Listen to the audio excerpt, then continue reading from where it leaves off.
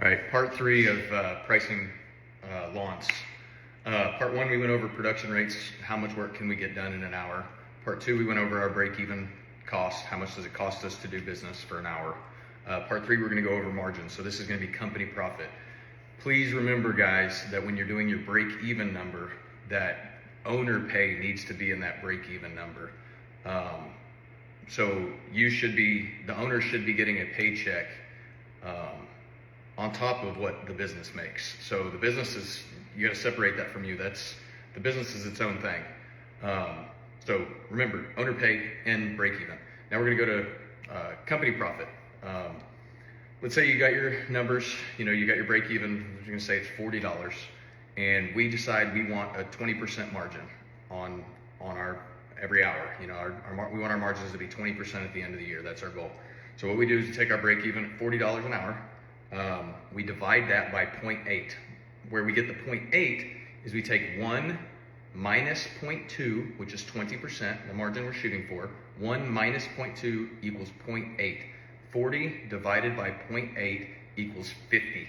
So $50 would be our target man-hour rate that we want to charge.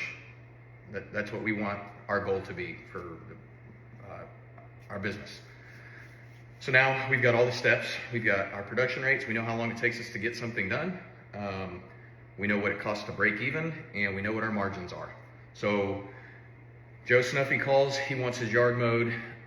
My production rates are 15,000 square feet per hour. That's how much I can get done. Try to make this simple, boys and girls. We measure it out. His property is 15,000 square feet.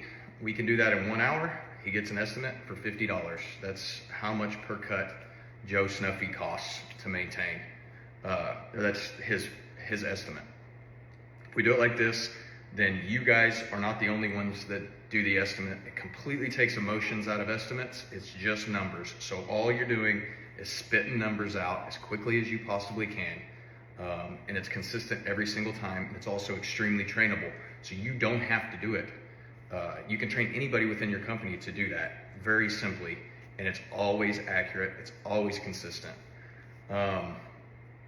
Comment some questions that you guys have. Hey, share the video. Follow my TikTok, and I'll be spitting out as much advice and tips as I possibly can. Thanks.